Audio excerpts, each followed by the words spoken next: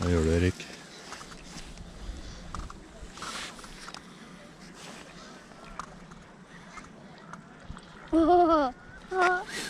Kom igjen, jeg var sulten også.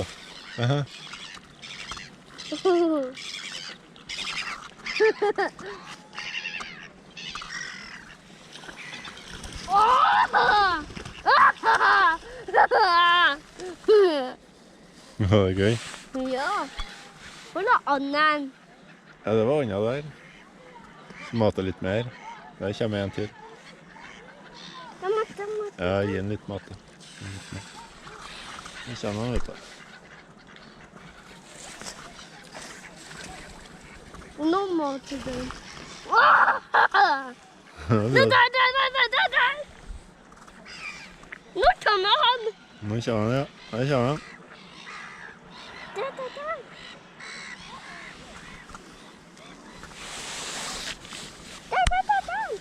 Der.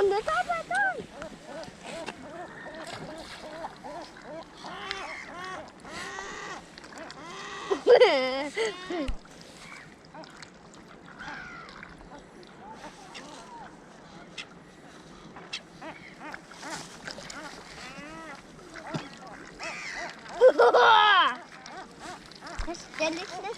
Nei, ikke trøste han. Bare gi en mat, Erik.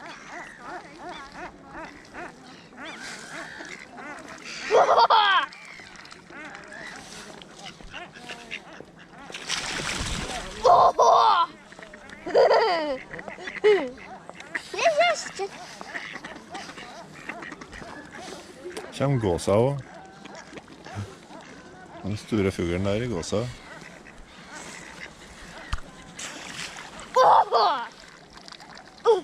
Det skal trøste han, Anne. Nei, ikke noe trøsting. Nei. Du skal ikke ta på.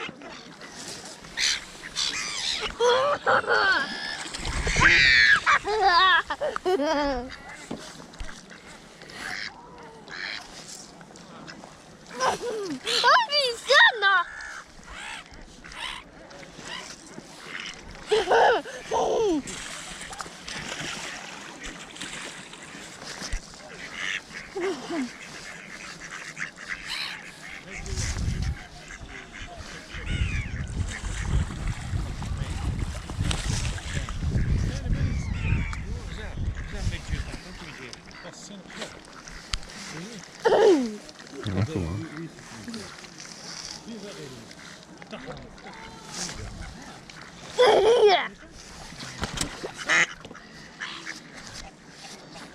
Ja, hold deg her, Erik. Hold deg her.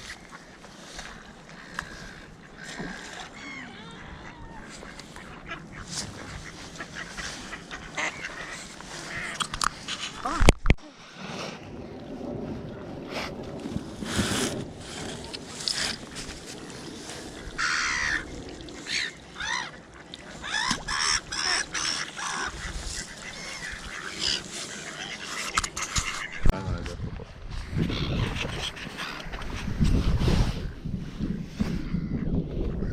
Kommer trådte til meg.